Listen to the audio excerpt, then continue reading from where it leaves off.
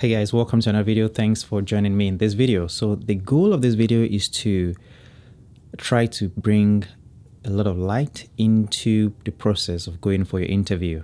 Now, for a lot of people that are coming to the United States for their flight training, I believe it's very important to bring some attention to some of the things that can help you in, going through the interview process more smoothly, and hopefully you can, of course, get the results that you want. I know that a lot of people from different parts of the world do watch this video, from India, Nigeria, even the US as well. So I don't know, for people that are in the US, this may not really apply to you, but for people that are in, foreign places that would need to go through the interview process, this may be beneficial to you. If you're new here, my name is Stephen Ojo, and on this channel, I focus mainly on aviation topic. And the reason is because I've gone through this process of, just having a dream, going through the process and, getting to where I am today.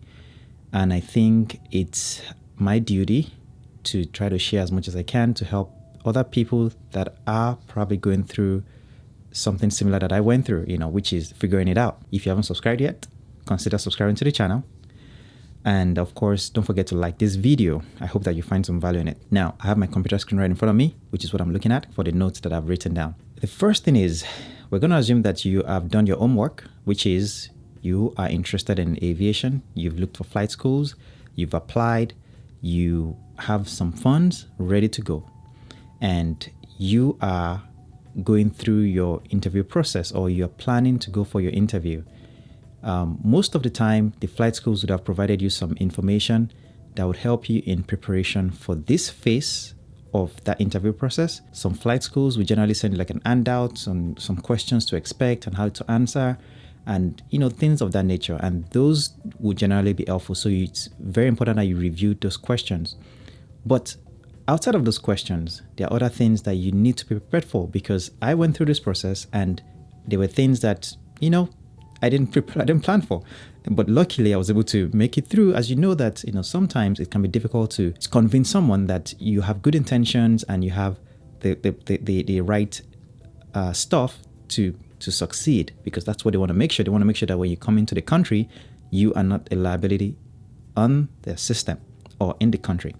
So it's very important that you try to establish that as you think about some of the questions or some of the ways to answer some of those questions that you'll be asked. So to start with, let's start with the money aspect, because the money aspect is very important, as you may not know, and maybe you know this already. Flight training is not cheap. It's quite expensive. So you want to make sure that you have some money ready to go. And you don't have to have all the money at once. You don't even have to pay upfront. Some schools would want you to pay a certain amount to get started, which is fine, but it's not even advisable to pay everything in full upfront. Here's the reason. The reason why you don't want to pay upfront is, what if the school goes bankrupt? Well, there's been so many scenarios or so many situations in the past that I've heard, where people would pay in full and the school goes bankrupt, and guess what? They never get their money back, or it becomes a court case, you're delayed in training. It can get very complicated, so you don't want that. So the goal here is to have some money, preferably to cover your private pilot course and maybe your instrument rating. At least that gets you through for the first 2 months to 3 months while you're here. And of course, this should include some of your living expenses and just the cost to settle down and get around, food and all that. The reason why you need this is that you are showing that you are prepared and you have the funds without having to rely on the government or become a nuisance, pretty much. So if you just have enough for your private and your instrument rating, how do you plan to fund the rest for your commercial, maybe your CFI and so forth? You want to be able to prove that you have the funds, not necessarily available at the moment, but at least there's a means to get those funds. And if that is a letter from your sponsor, a letter from whoever is responsible for, sponsoring your training, that would definitely help, because that's a way to show that you are ready and whoever is sending you for training is ready to cover that. Be very, very prepared for that. The next point here is do some homework. Find out about the job market in your industry, in the aviation industry, in your country. This is very important, because when you go in for your interview, they want to know that, okay, you've done some part of your effort in making sure that after you've spent all this money on training, that you would be able to come back to your country and fly over there. That's what they want to really know. That's what they want to hear. If you're going to be spending close to $100,000 on training, you want to make sure that you can secure a job afterwards. So it's very important that you try to do some homework, see what the job market is in your industry, in the aviation industry in your country. Try to connect with people, find people that are in the industry already. Again, there's Facebook, there's Instagram, there's so many avenues to do this. Find people that are already in the industry, that are probably flying professionally, and they can guide you as to what the market is. And most importantly, have some numbers. For example, how many airlines do you have? What are the projected growth for those airlines? Are they planning to expand? Are they buying new airplanes? Are they currently hiring? Is there currently a shortage of pilots in your country? Those are things that you can really establish as point as to why you want to proceed for your training. And of course, why you're willing to commit, $100,000 for training, it's very important. You just don't want to show up empty-handed. The other aspect to this is you may need to convert your licenses when you're done with your training in the US. So you want to be familiar with the process. You want to know what it takes, the cost, the steps, so that when you go in for that interview, you can pretty much bring up all this information that you've done a thorough homework, making sure that, you're not going to be wasting your money coming to the state for flight training. In line with finding people in the industry is connect with pilots as much as you can, whether locally in your country or foreign, it doesn't matter, but just try to connect with people in the industry. That would help you to be able to get a lot of feedback, which is one of the reasons why I have this channel here, because it can pretty much help me connect with a lot of people. And I've been able to connect with a lot of people that have been able to answer questions that they have. And that's one of the benefits of this. So connect with people as much as you can. Of course, know a few things about airplanes, right? You're coming to train.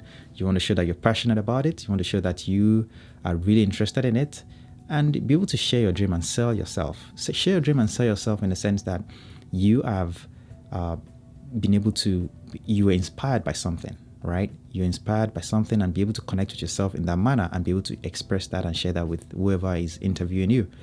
That way they can see the passion and they can hear it in your voice. They can see exactly why you want to become a pilot. The next point here is know the reasons you have chosen a flight school.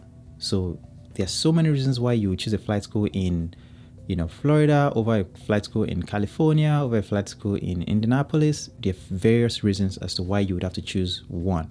So be very familiar as to the reason why you have chosen the flight school. If it's the fact that you have family members in the area, if it's that you consider the weather factors, if it's, affordability, just know all those reasons and be able to talk about them. That's very important. The next point here is, of course, be confident, respectful, and polite. Do not answer questions that you are not asked, and do not provide too much information. All right, don't talk too much. When they ask you a question, try to answer that question only. Do not shoot yourself in the foot. Do not dig a hole for yourself. It's very important. You have to demonstrate that you will return to your country. That is very important.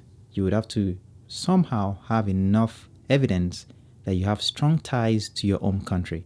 That is very important. I really cannot guide you on how to do that because everyone's situation will be different.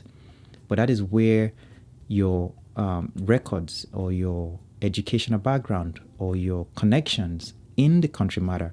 For example, a good one would be, let's assume they can get a letter from an organization that is going to hire you, or a corporate job that's going to hire you, or an airline that would hire you.